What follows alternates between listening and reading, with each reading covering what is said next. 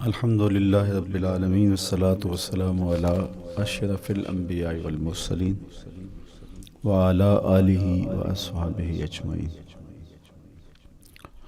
قال اللہ تعالی وتبارک فی القرآن المجید والفرقان الحمید۔ بسم اللہ الرحمن الرحیم۔ لا اقسم بہذا البلد وانت حل بہذا البلد ووالد وما ولد لقد خلقنا الانسان فی کبد۔ صدق اللہ مولانا العظیم وصدق رسولہ النبی الکریم الرؤوف الرحیم۔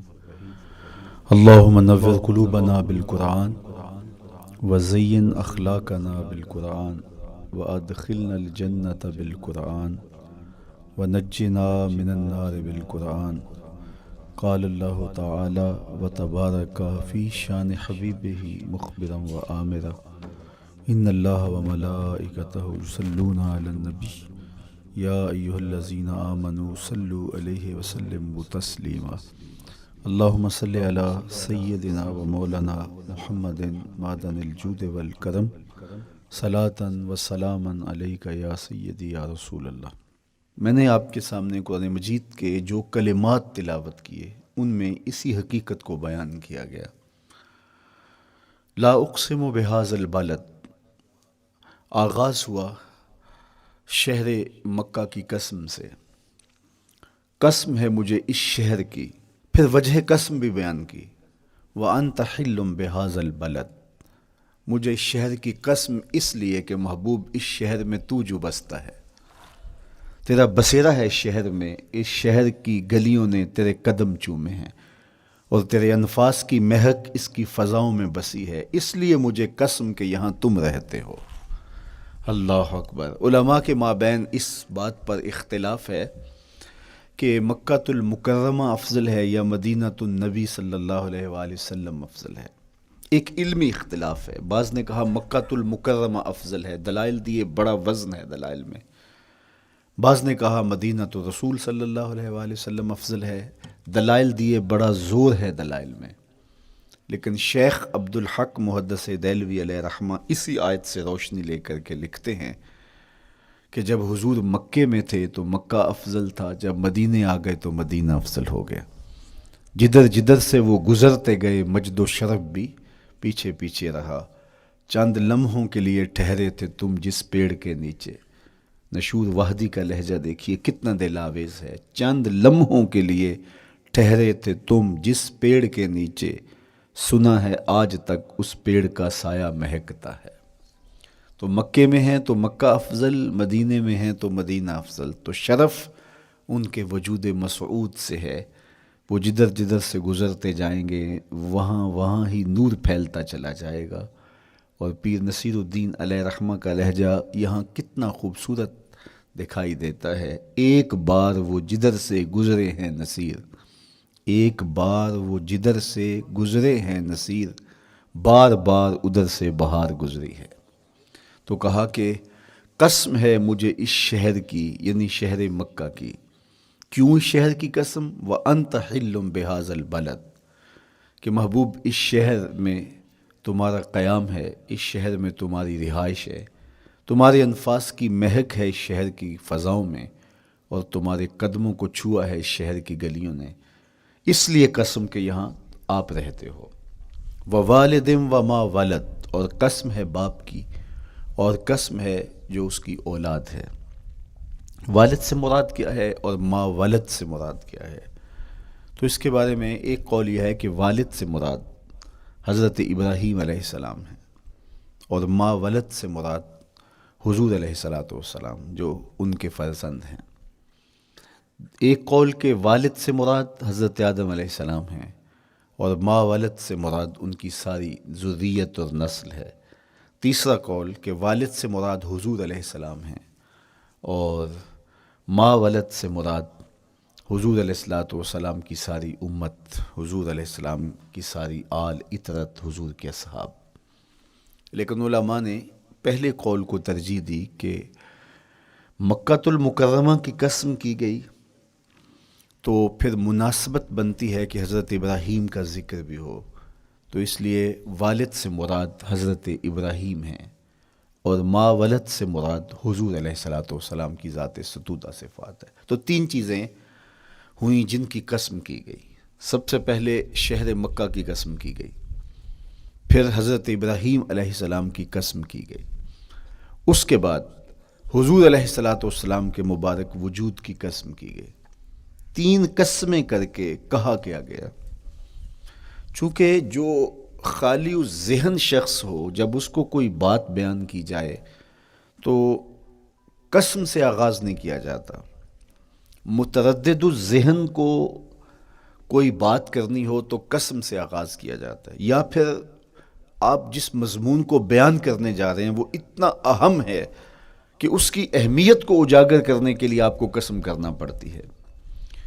تو یہ جو ماں بعد کا مضمون ہے جس کو میرے رب نے بیان کیا، اس سے قبل ایک نہیں، دو نہیں، تین قسمیں کیں، تو پھر کان تو کھڑے ہو گئے، سماعتیں تو بچھ گئیں کہ وہ کون سی شے ہے جس کو بیان کرنا مقصود ہے، اور اس سے قبل قسم پہ قسم کی جا رہی ہے۔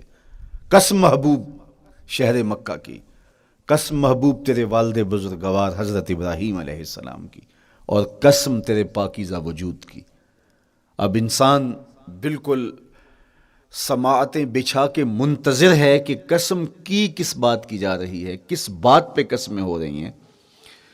تو جواب آیا، قسم محبوب شہر مکہ کی جس میں آپ رہتے ہو، قسم آپ کے والد بزرگوار حضرت ابراہیم علیہ السلام کی، اور قسم آپ کے پاکیزہ وجود کی۔ لقد خلقنا الانسان فی کبد، ہم نے انسان کو مشقتوں میں رہتا پیدا کیا ہے۔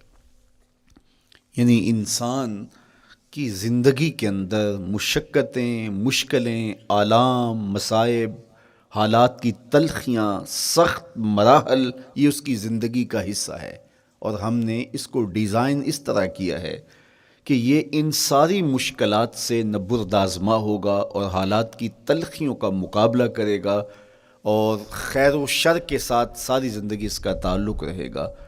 تو یہ اگر سخت جان ہوا تو زندگی میں کامیاب اور بامراد ہوا، اور اگر یہ کمزور ہوا تو پیچھے رہ جائے گا۔ اور اس کے لیے جو قسمیں کی ہیں وہ تین ہیں۔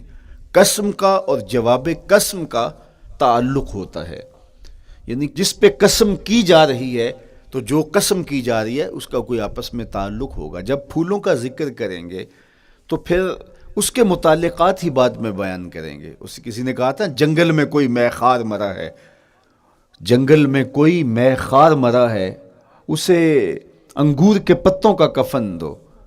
میاں جنگل میں مرنے والے شخص کو کسی اور درخت کے پتوں کا بھی تو کفن دیا جا سکتا ہے، لیکن صاحب مرنے والا مے خار ہے، اور شراب کشید کی جاتی ہے انگور سے، تو اس کو تو ٹھنڈ تب بھی پڑے گی کہ انگور کے پتوں کا کفن دیا جائے۔ تو مناسبات ہوتی ہیں۔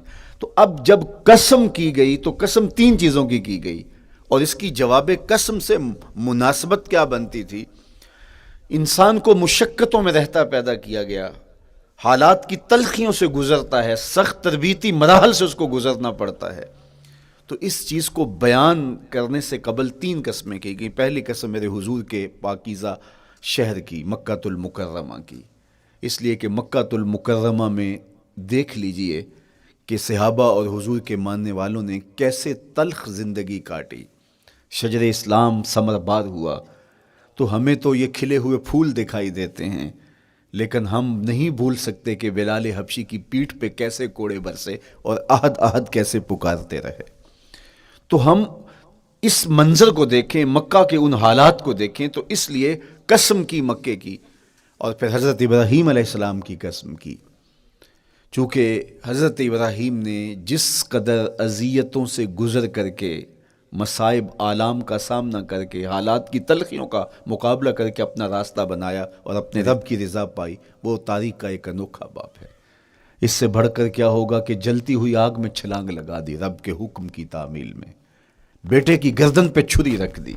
یہ تماشا لب بام نہیں تھا، منا کی وادی میں وہ انوکھا واقعہ رقم ہوا کہ آج بھی تاریخ انگشت بدندہ ہے کیا ایک باپ، اور وہ اس بیٹے کو ذبح کرنے کے لیے آمادہ ہو گیا جو اس کی آنکھوں کا نور ہے اور دل کا قرار ہے، رب سے مانگ مانگ کے لیا، لیکن تعمیل ارشاد میں اس بیٹے کی گردن پہ چھری رکھنے کے لیے باپ تیار ہو جاتا ہے اور اس کو ذبح کرنے کے لیے آمادہ ہو جاتا ہے، حتیٰ کہ بیٹے کو لٹا لیتا ہے اور ہاتھ میں چھری پکڑ کے بیٹے کی گردن پہ رکھ کے پوری ہمت کے ساتھ جب چھری چلاتا ہے تو آواز آتی ہے فلما اسلما وتلہ للجبین ونادیناہ ان یا ابراہیم قد صدقت الرؤیا انا کذالک نجزی المحسنین۔ ابراہیم بس کرو، تم نے واقعی خواب پورا کر دکھایا۔ اپنی بیوی کو، اپنے نو مولود بچے کو وادی غیر ذی زرع میں چھوڑ آنا، جہاں کچھ بھی میسر نہیں تھا، یہاں آپ کو آپ کے ماں باپ چھوڑ کے جاتے ہیں، ایک خوبصورت آسودہ ماحول ہے، اور آپ کو جس مقصد کے لیے چھوڑ کے جا رہے ہیں تو وہ مقصد بھی آپ کی اور ان کے پیش نظر ہے، لیکن اس کے باوجود بھی جو ہے وہ آنکھیں نم ہو جاتی ہوں گی کہ ہم اپنی اولاد کو یہاں چھوڑ کے جا رہے ہیں، جبکہ ایک محفوظ پناہ گاہ میں آپ کو چھوڑ کے گئے۔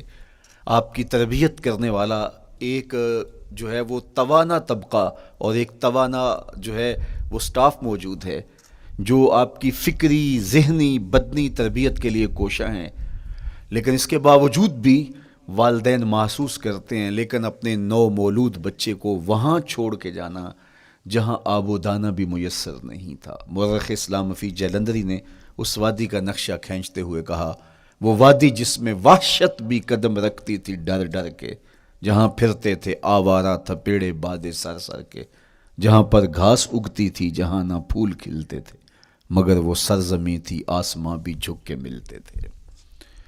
تو اس وادی میں چھوڑ کے آنا، حضرت ابراہیم نے جو امتحانات دیے، اس لیے ان کی قسم کی، چونکہ جواب قسم کا تعلق بنتا ہے تو قسم ابراہیم کے پاکیزہ وجود کی کہ جنہوں نے دکھ سہے، تکالیف آلام گوارا کی، لیکن پائے ثبات میں لغزش نہیں آنے دی۔ تیسری قسم میرے حضور کے پاکیزہ وجود کی فرمایا جتنے دکھ مجھے دیے گئے، جتنی اذیتیں مجھے پہنچائی گئیں، اتنی کسی کو نہیں دی گئیں۔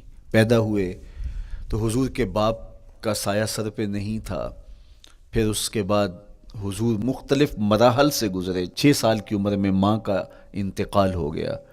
جب راہ حق میں لوگوں کو دعوت رشد و ہدایت دینے نکلے تو جو لوگوں کے رویے تھے اور جو اذیتیں لوگوں نے پہنچائیں وہ ایک الگ باب ہے۔ مکے کی گلیوں سے لے کے طائف کے بازاروں تک جن اذیتوں سے میرے حضور گزرے، ام المومنین سیدہ عائشہ رضی اللہ تعالیٰ عنہ فرماتی ہیں ایک دن حضور کی بارگاہ میں حاضری تھی تو ہم نے عرض کیا حضور کیا احد کے دن سے سخت دن بھی زندگی میں کبھی گزرا ہے؟ صحابہ کی نظر میں اس دن سے سخت دن کبھی زندگی میں نہیں آیا، اس لیے کہ جب 70 صحابہ کی لاشیں پڑی تھیں، حضور کے چچا حضرت امیر حمزہ شہید کر دیے گئے، اور نہ صرف انہیں شہید کیا گیا، ان کا مسئلہ کیا گیا، اعضائے بدنیاں کاٹ دیے گئے، ناک کاٹ لی گئی، زبان کاٹ لی گئی، بدن چیر کے کلیجہ نکالا گیا، اور پھر ان اعضاء کا ہار پرویا گیا، اور ہندا نے گلے میں ڈال کے رقص کیا، آنکھوں میں نیزے چبھوئے گئے۔ تو یہ دردناک دن تھا۔ تو حضور کے سر انور پہ سفید رنگ کی پٹی بندھی تھی اور چشمان رحمت میں آنسو تھے، اور بار بار فرماتے تھے ما فعل امی، میرے چچا کی کہانی سناؤ۔ تو یہ دردناک دن تھا جو صحابہ نے اپنی آنکھوں سے دیکھا۔ تو انہوں نے کہا حضور کیا احد کے دن سے سخت دن بھی کبھی زندگی میں آیا؟ ان کا خیال تھا کہ حضور فرمائیں گے ہاں یہ میرا زندگی کا مشکل ترین اور سخت ترین دن تھا، لیکن حضور نے فرمایا ہاں عائشہ، جب طائف کے بازاروں میں تیری قوم نے مجھے پتھر مارے تو یہ دن احد کے دن سے بھی سخت تھا۔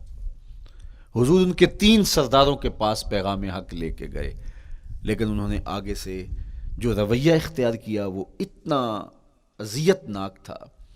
حضور نے فرمایا کہ ٹھیک ہے، میں تمہاری خیر خواہی کا جذبہ لے کے تمہارے تک پہنچا ہوں، تم نے میری دعوت کو قبول نہیں کیا، تمہاری مرضی، تمہارا مقسوم، چلو اب یہ بات میرے اور تمہارے درمیان رہنی چاہیے، اس بات کو راز رہنا چاہیے، اہل مکہ تک یہ بات نہ پہنچے۔ انہوں نے کہا ہم کیوں راز رکھیں، بلکہ اوباشوں کے ہاتھ میں پتھر دے دیے، اور حضور جب واپس ہونے لگے تو وہ حضور کے پاؤں پہ سنگسنی کرتے، حضور اپنا ایک پاؤں اٹھاتے تو دوسرے پاؤں پہ مارتے، شدت درد اور احساس کرب سے حضور بیٹھ جاتے تو ان کے غنڈے دائیں بائیں سے بڑھتے اور کندھوں سے پکڑ کے حضور کو اٹھاتے اور مشق سنگزنی کرتے۔ نالین خون سے بھر گئے، لخت لخت زخمی ہوا۔ اللہ اکبر، کیا دردناک لمحے تھے، کیا تکلیف بری گھڑیاں تھیں. تو کہا کہ جب طائف کے بازاروں میں تیری قوم نے مجھے پتھر مارے تو یہ دن احد کے دن سے بھی سخت تھا. اچھا، جب حضور پر اس طرح آلام و مصائب ٹوٹ پڑے تو حضور کے ساتھ جو صحابہ تھے انہوں نے کہا حضور ان کے لیے بد دعا کر دیجئے.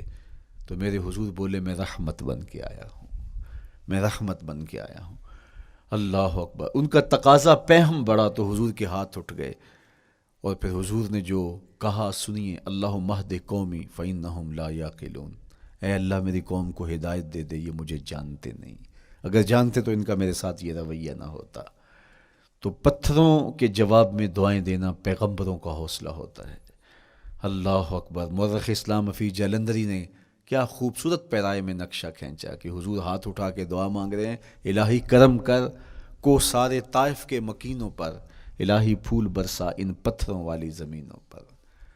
تو حضور نے دکھ سہے، تکلیفیں سہی. اب 3 قسمیں کی. شہر مکہ کی قسم جہاں حضور کے صحابہ نے تکلیفیں سہی، اس شہر کی گلیوں میں انہیں گھسیٹا گیا اور ان کو کچی کھالوں میں لپیٹ کے دھونیاں دی گئیں، انہیں اذیت ناک مراحل سے گزارا گیا. حضرت ابراہیم مشکل سے مشکل زندگی کاٹی اور رب کی رضا جوئی کے لیے کوشاں رہے، اور میرے حضور نے سخت ترین اذیتوں، مقاومتوں، مخالفتوں اور تکلیفوں کا سامنا کیا. تو ان 3 چیزوں کا حوالہ دے کر، ان 3 چیزوں کی قسم کر کے اب انسان کو بتایا جا رہا ہے کہ تم مشکلات سے تمہیں گزرنا پڑے گا، حالات کی تلخیاں تمہیں سہنی پڑیں گی. کسی مرتبے تک پہنچنے کے لیے تمہیں پھر تکلیفوں کی راہ اختیار کرنی پڑے گی. تم کون ہوتے ہو؟ میرا محبوب ہو تو تکلیفیں وہ بھی اٹھائے، 2 جہاں کا مالک ہو اور طائف کے بازاروں میں اس کے پاؤں پہ بھی پتھر پڑیں، اور کونین کا سردار ہو اور ان کے اوپر اوجری ڈال دی جائے، کائنات کا مالک ہو اور ان کو مکے کی گلیوں کے اندر ان کے گلے میں عقبہ بن ابی معیط کپڑا ڈالے اور تاؤ دے. تو کیا ان مشکلات سے تم بچ سکتے ہو؟ جب تم کسی منزل تک پہنچنا چاہتے ہو تو پھر یہ حوالے ماضی کے دیکھ لو. 3 قسمیں کر کے اس حقیقت کو بیان کیا. ابراہیم علیہ السلام کے وجود کو دیکھ لو، حضرت مصطفیٰ کریم علیہ السلام کی ذات ستودہ صفات کو دیکھ لو، اور مکے کی گلیوں میں صحابہ کے ساتھ جو ظلم اور جبر ہوئے اور انہوں نے جو مصیبتیں اور مشقتیں کاٹی وہ ساری دیکھ لو. تو 3 قسمیں کھا کر کے کہا کہ بے شک انسان مشقتوں میں رہتا پیدا کیا گیا ہے. اس لیے قافلہ انسانی کے وہ افراد جو کسی منزل کے متلاشی ہوتے ہیں، جو جستجو کی زندگی بسر کر رہے ہوتے ہیں، ان کو پھر مشکلات سے گزرنا پڑتا ہے اور حالات کی تلخیاں ان کو گوارا کرنا پڑتا ہے، کشاکش حیات سے ان کو ٹکرانا پڑتا ہے، اور ان کو آگے بڑھنے کے لیے ان کو تکلیفوں سے گزر کر کے، جان گسل مراحل سے گزر کر کے پھر منزل کی طرف عازم سفر ہونا پڑتا ہے. کیا میں نے اس خاکدان سے کنارہ جہاں رزق کا نام ہے آب و دانہ، پلٹنا جھپٹنا جھپٹ کر پلٹنا لہو گرم رکھنے کا ہے ایک بہانہ. پرندوں کی دنیا کا درویش ہوں میں کہ شاہی بناتا نہیں آشیان. تو زندگی مشکل مراحل سے گزر جانے کا نام ہے. اقبال نے کہا تھا ہے شباب اپنے لہو کی آگ میں جلنے کا نام.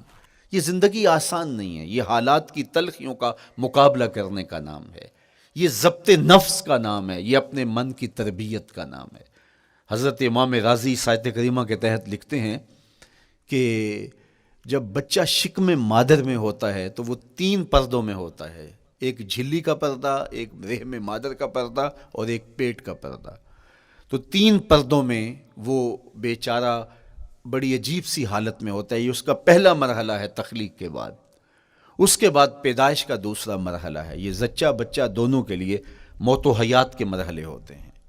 اس کے بعد وہ پیدا ہوا، اس دنیا پہ آیا تو اس کی مشکل کیا ہے؟ زبان ہے بولنا نہیں جانتا، دیکھتا ہے پہچان نہیں سکتا، سنتا ہے سمجھ نہیں سکتا، ہاتھ ہیں پکڑ نہیں سکتا، ٹانگیں ہیں چل نہیں سکتا.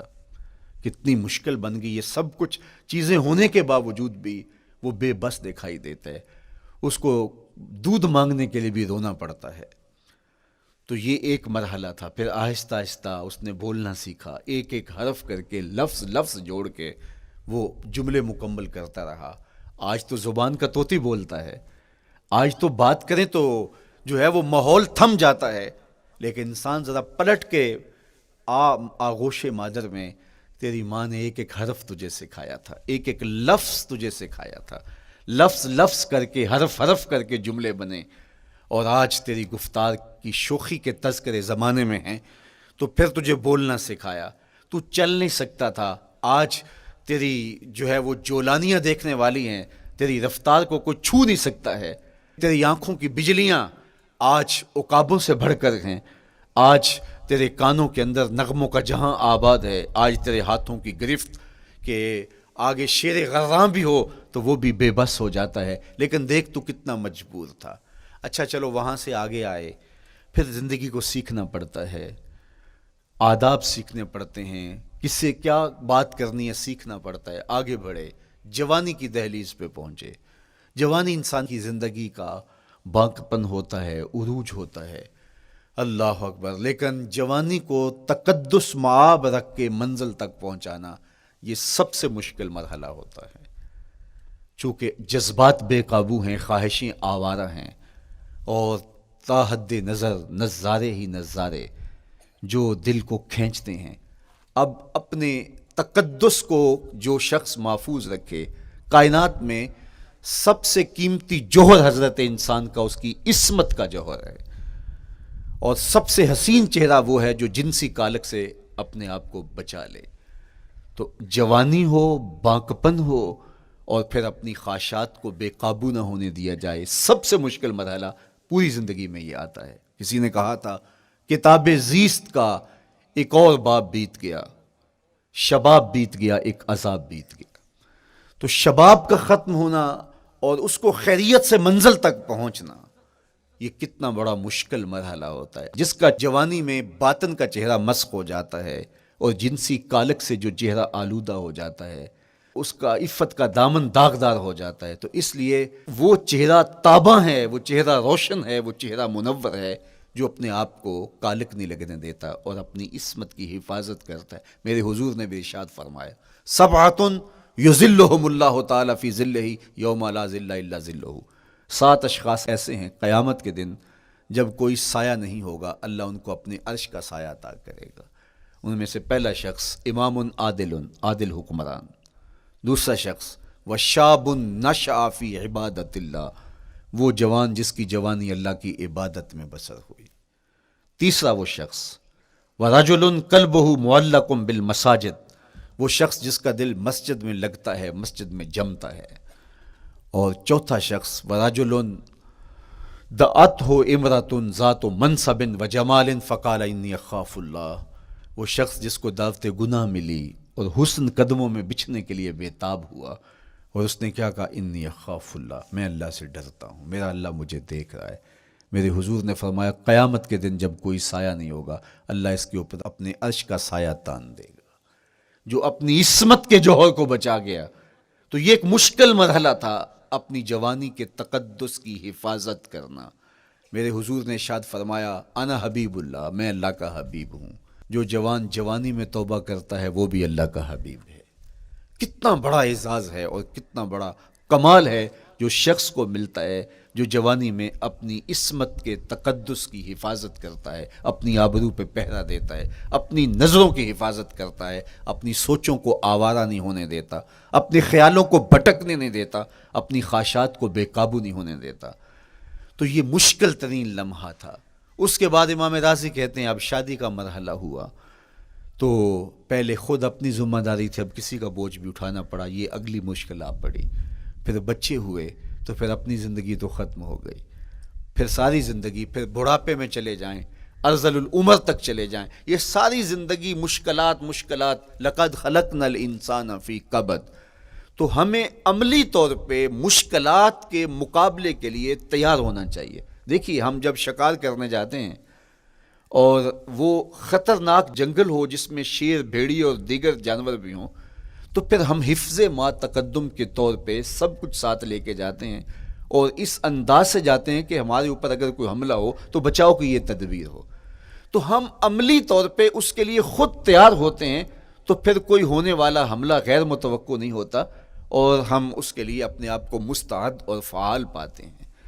اسی طرح میں اور آپ اگر زندگی کے اس فلسفے سے آگاہ نہیں ہوں گے کہ زندگی مشکلات کا مجموعہ ہے، حالات کی تلخیاں ساری زندگی ہمارے ساتھ رہیں گی، تو کوئی بھی تکلیف، کوئی بھی اذیت، کوئی بھی ایسا واقعہ جو ہم نہیں چاہ رہے ہوں گے وہ روح پذیر ہوگا تو ہم گھبرا جائیں گے اور پھر اس وقت ہم دکھی ہو جائیں گے۔ اس لیے ہمیں یہ قرآن نے سکھایا ہے کہ تم عملی طور پہ زندگی کی سختیوں کا مقابلہ کرنے کے لیے آمادہ اور تیار ہو جاؤ۔ قرآن مجید میں جو صبر کا لفظ ہے اس کا مفہوم یہ ہے کہ حالات کی جو تلخیاں تمہارے اوپر آتی ہیں، وہ غربت بھی ہو سکتی ہے، وہ بیماری بھی ہو سکتی ہے، وہ لوگوں کی عداوت اور دشمنی بھی ہو سکتی ہے، وہ اور بہت ساری چیزیں ہوتی ہیں، وہ جنگوں کی حالت کا بپا ہو جانا اور تمہارا دشمنوں کے نرغے میں گر جانا، یہ سب کچھ ہو سکتا ہے۔ تو اس کے اوپر استقامت کے ساتھ تم کھڑے رہو اور تم ان کو برداشت کرنے کی اپنے اندر ہمت اور حوصلہ رکھو، تو پھر وہ تمہارا صبر ہوگا، اور یہ قوت اگر تمہارے اندر پیدا ہو جاتی ہے تو پھر تمہاری زندگی آسان اور سوکھی ہو جاتی ہے۔ لیکن اگر یہ دولت تمہیں نصیب نہیں ہوتی تو پھر ساری زندگی دکھوں اور شکووں سے بھری رہتی۔ اس لیے ہمیں یہ چیز سیکھ لینی چاہیے کہ زندگی نام ہی مشکلات سے نہ برد آزما رہنے کا ہے۔ عملی طور پہ ہم دیکھو، ہمیں پتہ ہے سردی آ رہی ہے تو اس کا ہم پہلے انتظام کرتے ہیں، تو سردی ہمیں دکھی نہیں پھر کرتی، ہم سردی سے بھی لطف لیتے ہیں، موسم برسات سے بھی مزہ لیتے ہیں، اور گرمی سے بھی ہم ایک حاز حاصل کر لیتے ہیں اگر ہم اس کو جو ہے اس کے لیے عملی طور پہ اپنے آپ کو تیار کر لیں۔ لیکن اگر ہم اس کے لیے تیاری نہیں کریں گے تو سوائے گھبراہٹ کے اور کچھ نہیں ہوگا۔ تو مجھے اور آپ کو عملاً اپنے آپ کو اس بات کے لیے آمادہ کرنا پڑے گا کہ زندگی ان حالات کی تلخیوں سے ٹکرانے کا نام ہے، اور ساری زندگی ہمیں ان مراحل سے گزرتے رہنا پڑے گا۔ اور قرآن نے جو ہے وہ 3 قسمیں کر کے، اور 3 قسمیں بھی شہر مکہ کی اور محبوب کریم کے پاکیزہ وجود اور جناب ابراہیم علیہ الصلوۃ والسلام کی، تاکہ تمہیں پتہ چلے جب ان کو بھی ان مراحل سے گزرنا پڑا میں اور آپ کیا بیچتے ہیں۔ اس لیے ہمیں اپنی زندگی کو ان راہوں پہ ڈالتے ہوئے صبر اور استقامت، اب صبر اور استقامت کی دولت ہمیں کیسے نصیب ہوگی، یہ دولت کس طرح، یہ قوت راسخہ ہمارے اندر کیسے پیدا ہوگی، اور کس طرح ہمارے من کے اندر یہ چیزیں سمائے گی۔ اللہ تعالیٰ کی خشیت، اس پر توکل، اس پر بھروسہ، اور اللہ تعالیٰ جل شانہ کی طرف سے ہر کام کے ہونے کا یقین ہمارے اندر یہ استقامت اور یہ حوصلہ پیدا کرتی ہے یہ چیز۔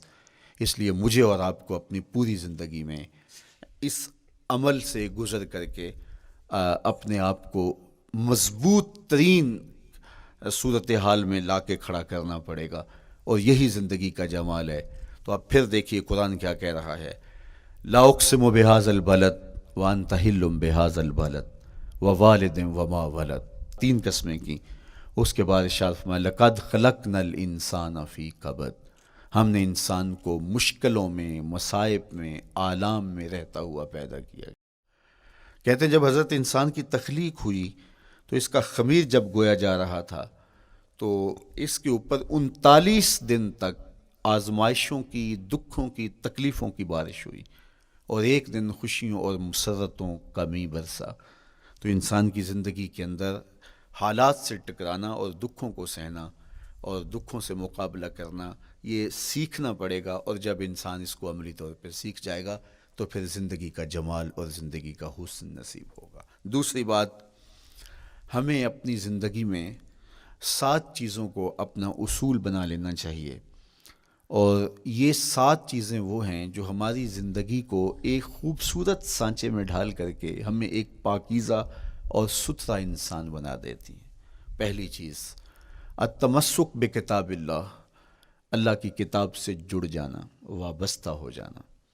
جب ہم کتاب اللہ سے وابستہ ہو جائیں تو پھر ہمارے باطن کی اور نفس کی تربیت ہوتی ہے، اور پھر ہم وہ مطلوب انسان بنتے ہیں جو ہمارا رب ہم سے تقاضا کرتا ہے۔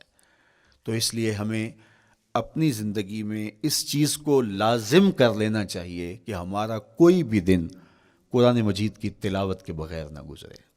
اپنے دن کا آغاز قرآن مجید کی تلاوت سے کیجیے۔ سورہ یاسین سے جو اپنے دن کا آغاز کرتا ہے، سارا دن اللہ کی امان میں رہتا ہے، اس کی حفاظت میں رہتا ہے، اور اپنی شب کا آغاز سونے سے پہلے سورہ الملک کی تلاوت کریں، آپ ساری شب اللہ کی امان میں، اس کی حفاظت میں رہیں گے۔ اور قرآن مجید کو سمجھ کر اس کے مفاہیم و مطالب کے ساتھ ایک رکوع کم از کم پوری زندگی، اپنی زندگی کے نصاب میں آپ کتنا وقت مختلف امور کے لیے سر انجام دیتے ہیں۔ یہ کتاب انسانی ہدایت کے لیے، انسانی تربیت کے لیے، اس سے کوئی اور بہتر اور مؤثر جو ہے وہ نصاب نہیں ہو سکتا ہے۔ انسان سازی کا بہترین ذریعہ ہے یہ کتاب، اور اس کتاب کے ذریعے سے جو ہے وہ انسان پستیوں سے اٹھ کے بلندیوں تک جا پہنچتا ہے۔ اقبال نے تو کہا کہ گر تمی خواہی مسلمان زیستن، نیست ممکن جز بقرآن زیستن۔ اگر تو مسلمان بن کے جینا چاہتا ہے تو قرآن کے بغیر ایک قدم بھی نہیں چل سکتا۔ تو آگے چل کے اسی نظم میں کہا کہ فاش می گوئم آنکھ در دل مزمرست، این کتاب نیست چیزیں دیگرست۔ اگر میں کھل کے بیان کر دوں جو میرے سینے میں چھپا ہے تو میں تجھے بتا دوں کھل کے، یہ کتاب نہیں، یہ کوئی اور ہی شے ہے۔ کن لوگوں کو کہاں سے اٹھایا اور یہ کتاب کہاں تک لے گئی، جو باہمی جنگ و جدل میں الجھے ہوئے تھے اور حرف شناس بھی نہیں تھے، جو سواد آشنا بھی نہیں تھے، پھر انہوں نے جو ہے وہ روما کی سلطنت بھی الٹ کے رکھ دی۔ یہ کرشمہ تھا اس کتاب کا، جس نے زندگی کا جمال ان کی روحوں کے اندر پیدا کر دیا۔ تو میں اور آپ اپنی زندگی میں قرآن مجید سے کبھی بھی دور نہ ہوں، روزانہ کی بنیاد پہ آپ تلاوت کلام مجید اپنی زندگی میں شامل رکھیں۔ انشاءاللہ اس کے اجالے دنیا میں اور آخرت میں آپ اپنی آنکھوں سے مشاہدہ کریں گے۔ حضرت امام احمد بن حنبل فرماتے ہیں، میں نے رب سے کہا کہ مجھے اپنا قرب عطا کر، آواز آئی میرا قرب چاہتے ہو تو قرآن پڑھا کرو۔ یہ رب کی قربت کی بھی ضمانت ہے اور ضبط نفس اور باطن کی تربیت کا بھی ذریعہ ہے۔ اچھا، دوسری بات، والاقتداء بسنت رسول اللہ صلی اللہ علیہ وآلہ وسلم۔ ہمارے لیے بہترین نمونہ ہمارے حضور علیہ الصلوۃ والسلام کی زندگی ہے، حضور کے دیا ہوا نظام حیات ہے، جس پر حضور نے خود عمل کر کے دکھایا۔ میرا عشق رسول، میری محبت رسول اس بات کا تقاضا کرتی ہے کہ میں ان کے طریقہ حیات کے مطابق اپنی زندگی گزاروں۔ اسلام دعوے کی بات نہیں کرتا، دلیل ہم سے مانگتا ہے۔ آج میں کہتا ہوں میں عاشق رسول ہوں، اور اتنا بڑا عاشق رسول ہوں کہ میرے جیسا زمانے میں دوسرا کوئی نہیں۔ میرے جذبات ایسے دکھائی دیتے ہیں، آسمان کو چیر دوں گا اور زمین کو پھاڑ دوں گا، لیکن ہمسایوں کے ساتھ میرا سلوک بتاتا ہے کہ میں عاشق رسول نہیں ہوں۔ دوستوں کے ساتھ میرا رویہ بتاتا ہے کہ میں عاشق رسول نہیں ہوں۔ میں کسی سے وعدہ کرتا ہوں اور پھر اس پہ پورا نہیں اتر پاتا، تو صاحب پھر آپ عاشق رسول نہیں ہیں، آپ کچھ اور ہیں۔ عشق رسول تو یہ ہے کہ میرے محبوب علیہ السلام نے کسی سے عہد کیا ہے کہ تمہارے آنے تک میں یہاں کھڑا ہوں، اور وہ جا کے بھول جاتا ہے، اور میرے حضور 3 دن وہاں منتظر رہتے ہیں۔ وہ اچانک گزرا اور دیکھا تو حضور علیہ السلام کھڑے ہیں، تو خود پریشان ہوا، صرف اتنی بات اسے کہی، صاحب تو نے مجھے مشکل میں ڈال دیا، تو نے مجھے مشقت میں ڈال دیا۔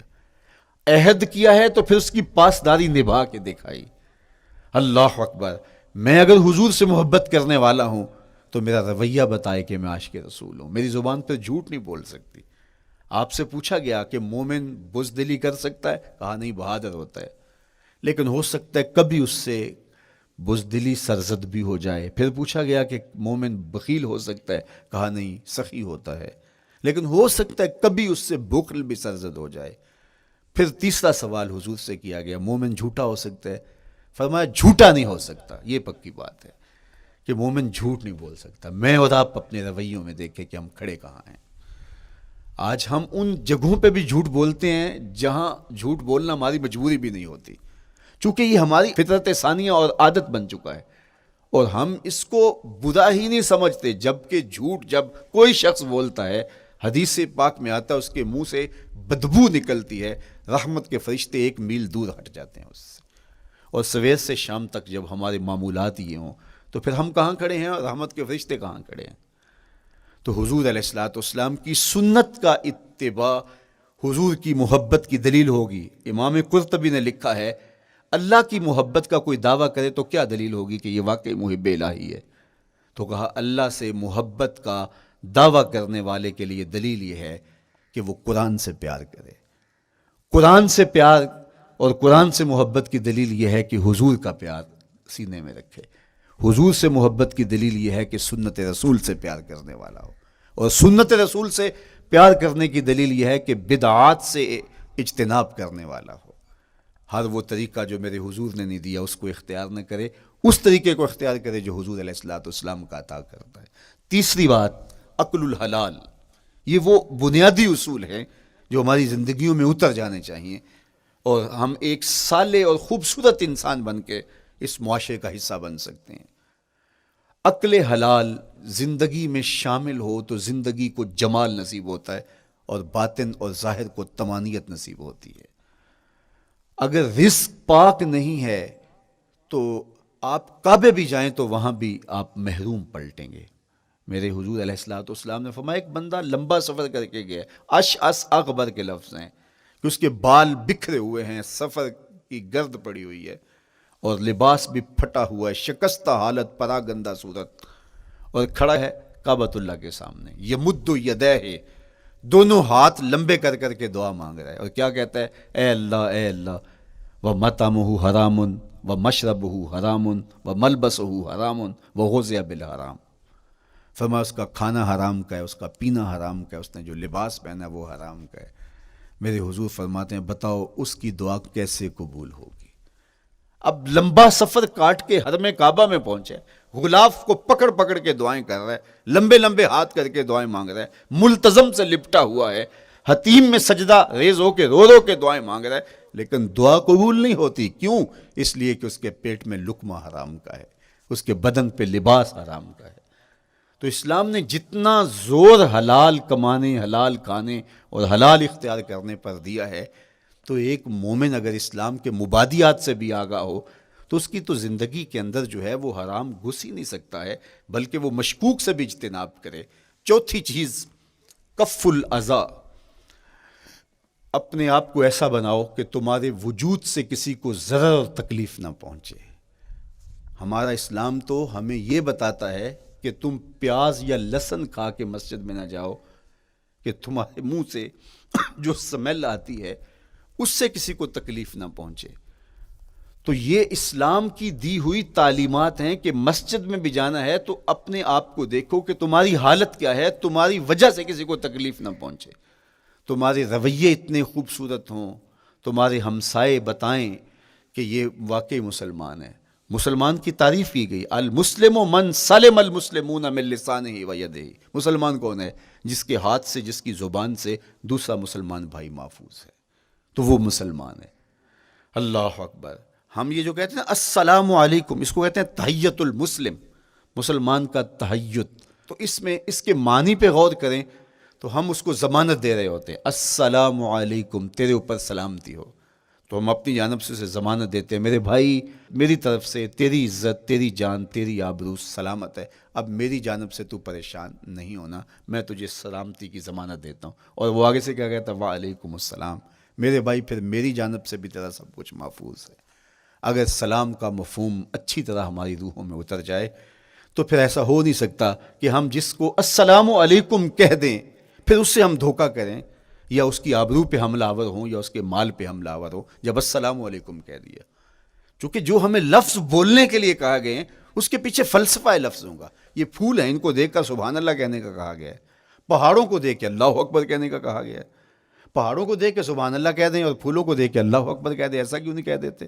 لیکن نہیں، اس لیے کہ جب پہاڑوں کو دیکھتے ہیں تو دل میں ان کی ہیبت پیدا ہوتی ہے. اتنے بڑے پہاڑ، سمندر کو دیکھتے ہیں تو اس کی ہیبت پیدا ہوتی ہے. اتنا بڑا سمندر تا حد نظر پھیلا ہوا، تو جب اس کی بڑائی پیدا ہونے لگتی ہے تو فوراً پلٹایا گیا اللہ کی بڑائی کی طرف اور کہا بول اللہ اکبر، یہ نہیں میرا اللہ بڑا ہے.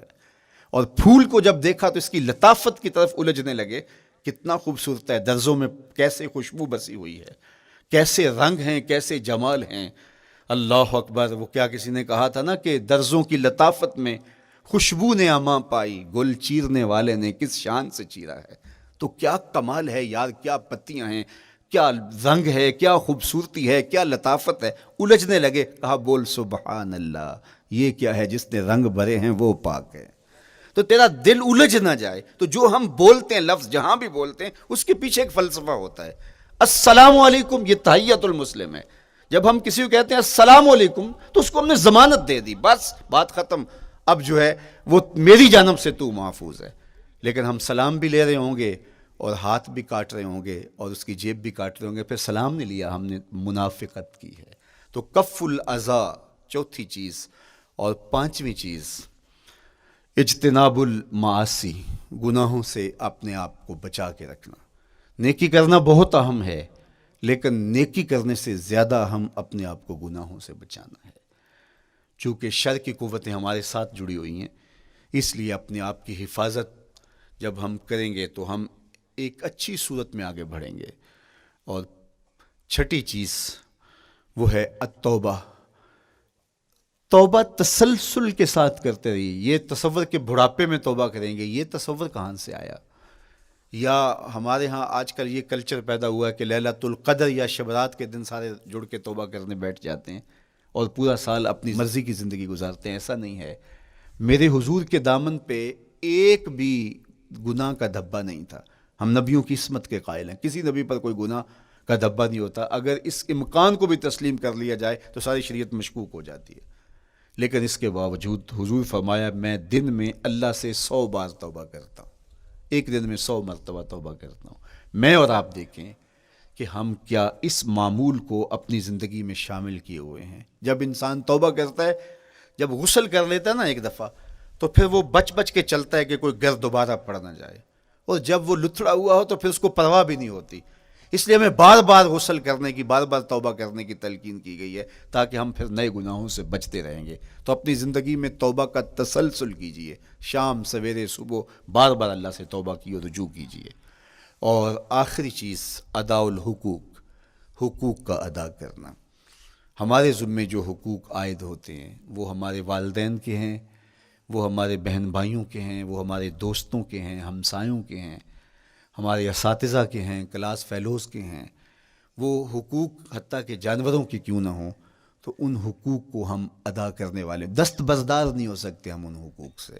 یہ مومن کی زندگی ہے، یہ ہمارا نظم حیات ہے، یہ اسلام کا دیا ہوا منشور ہے، یہ طریقہ زندگی ہے کہ ہم ایک ایک کے حق کو ادا کرتے ہوئے اپنی زندگی کو بسر کریں۔ بالخصوص میں طلباء سے مخاطب ہوں کہ یہ عمر تربیتی اعتبار سے سب سے اہم عمر ہے۔ سیدنا علی المرتضیٰ رضی اللہ تعالیٰ عنہ فرماتے ہیں کہ 15 سال سے لے کر کے 20 سال تک کی عمر میں انسان کے نظریات پختہ ہوتے ہیں اور اس کی عادتیں جمتی ہیں۔ یہ دوسرے کہتے ہیں 13 سے 19 سال تک کی عمر، وہ کہتے ہیں یہ بڑی اہمیت کی حامل ہے۔ تو 13 سے 19 سال یا 15 سے 20 سال تک کی عمر، بعض کا تو ہوتا ہے کہ ابھی بچے ہیں، ماں باپ بھی سستی کرتے ہیں کہ ان کو تہجد کا عادی اب کیوں بنائیں، ابھی تو یہ بچے ہیں، ان کو ان چیزوں سے، چھوٹی چھوٹی چیزوں کا عادی اب کیوں بنائیں، جب بڑے ہوں گے، سمجھدار ہوں گے، ذمہ داریوں کا بوجھ آئے گا، سب کچھ کر لیں گے۔ تو پھر اس وقت کرنا مشکل ہوتا ہے، پھر کر نہیں پاتا بندہ۔ تو جو سیکھنا ہے، جو عادتیں پختہ کرنی ہے، وہ اسی زندگی میں ہوتی ہیں۔ تو یہ آپ کا ایک موقع ہے، آپ کا کوئی ایک ماحول فراہم ہوا ہے۔ آپ کے ہمسائے آپ کے کلاس فیلوز ہیں جو آپ کے ساتھ کمرے میں رہ رہے ہیں۔ ہمسائیگی کے حقوق ادا کرنے کا جو انداز ہے وہ یہاں ہی سیکھیے اور اپنے اندر اس کو متحقق کیجیے اور پختہ کیجیے۔ اسی طرح اپنے گفتگو کے لہجوں میں شائستگی، اپنے انداز کے اندر خوبصورتی اور اپنے رویوں کے اندر جمال پیدا کرنے کی کوشش کریں۔ اپنے آپ کو مؤثر بنائیں اور شریعت کے بتائے ہوئے اصول اور ضابطوں کے مطابق آپ جب زندگی کے چند دن گزار لیں گے، پھر زندگی گزارنے کا نشہ آنے لگ جائے گا۔ چونکہ جب ہم اپنی خواہش کی زندگی گزارتے ہیں تو پھر ہم خود بے چین اور مضطرب ہوتے ہیں، اس لیے کہ ہمیں اس طرح زندگی گزارنی چاہیے جس طرح ہمارے رب نے ہمیں بتایا ہے۔ آپ کوئی بھی مشین خریدتے ہیں، کوئی بھی چیز لیتے ہیں تو اس کے ساتھ چھوٹی سی بک دیتے ہیں، آپ کو اس کا طریقہ استعمال بتاتے ہیں کہ اس کو یوں استعمال کرو گے تو دیر پا اس کے فوائد حاصل کرو گے۔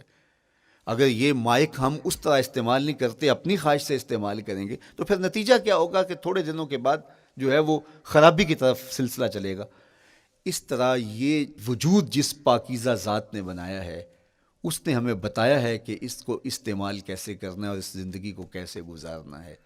اور پھر انسان کو ایک ماڈل اور نمونہ بھی چاہیے تو کہا نمونہ دیکھنا ہے تو محمد عربی کی ذات دیکھ لو، ادھر دیکھتے جاؤ اور زندگی گزارتے جاؤ، دیکھنا تمہاری زندگی کتنی خوبصورت اور کتنی پروقار گزرتی ہے۔ اللہ آپ کو دنیا آخرت کی برکتیں دے، اپنی پناہوں اور اپنی امان اور اپنی حفاظتوں کا حصار دے، اور آنے والا کل اللہ بہتر فرمائے، میرے وطن کی خیر کرے، میرے ملک کو امن کے اجالے دے، یہاں دہشت گردی کے سلگتے الاؤ ٹھنڈے کر کے امن کی بہاریں پیدا کر دے۔ کی محمد سے وفا تو نے تو ہم تیرے ہیں، یہ جہاں چیز ہے کیا لوح و قلم تیرے ہیں۔ وآخر دعوانا ان الحمدللہ۔